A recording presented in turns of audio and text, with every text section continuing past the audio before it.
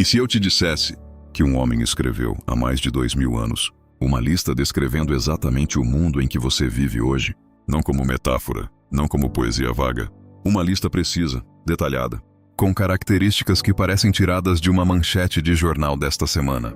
Isso não é coincidência. Isso é profecia.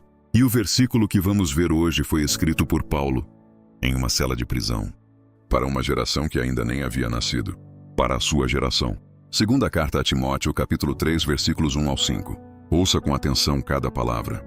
Mas saiba isto, nos últimos dias sobrevirão tempos difíceis.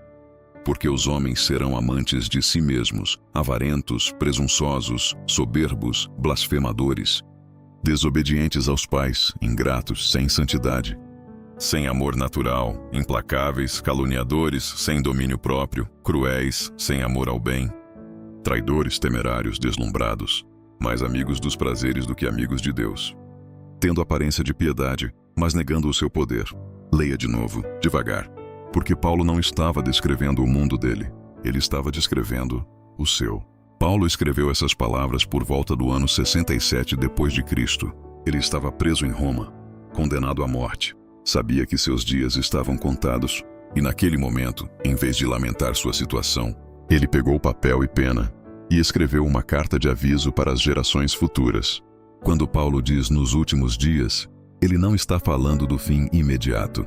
Ele está descrevendo uma era, um período longo na história da humanidade. Uma época marcada por uma virada interna no coração das pessoas. O mundo não seria destruído por asteroides ou guerras nucleares primeiro. Seria destruído, por dentro, pelo coração humano se voltando para si mesmo.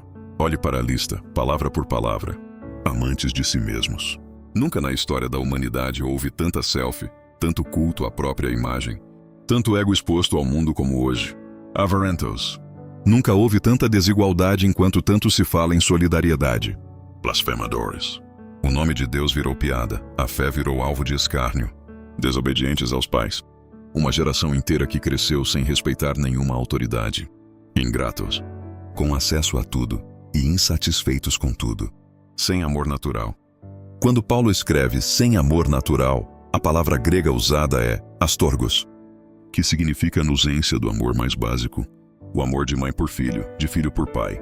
E então Paulo termina com a frase mais perturbadora de todas. Tendo aparência de piedade, mas negando o seu poder. Isso não está falando de ateus. Está falando de pessoas que vão à igreja, que conhecem as palavras certas, que postam versículos nas redes sociais, mas que na prática negam o poder de Deus nas suas próprias vidas. Isso não é o mundo lá fora. Isso somos nós. Então o que fazemos com isso? Paulo não escreveu esse versículo para nos paralisar com medo. Ele escreveu para nos acordar, porque quem conhece o sinal pode se preparar. Você não pode mudar o mundo inteiro, mas você pode recusar a ser parte dessa lista. Você pode escolher ser diferente. Num mundo de amantes de si mesmos, seja alguém que ama o próximo. Num mundo de ingratos, seja alguém que agradece. Num mundo de aparência, seja alguém de substância. Paulo completa no versículo 5, desvia-te destes. Afasta-se, não com julgamento, com discernimento. Guarde seu coração, porque é dele que procedem as forças da vida. Vamos orar juntos. Senhor, obrigado por não nos deixar no escuro. Tu nos avisaste, nos preparastes. Nos amaste o suficiente para nos contar a verdade antes que ela chegasse. Perdoa-nos pelos momentos em que nos vemos nessa lista. Pelos momentos de ingratidão, de vaidade, de aparência sem profundidade. Renova em nós um coração verdadeiro. Um coração que não nega o teu poder, mas o busca com tudo. Em nome de Jesus. Amém. Se esse vídeo tocou o seu coração, compartilha com alguém que precisa ouvir isso hoje, porque talvez Deus tenha colocado esse vídeo na sua frente, justamente para você levar essa mensagem para outra pessoa. Nos vemos no próximo.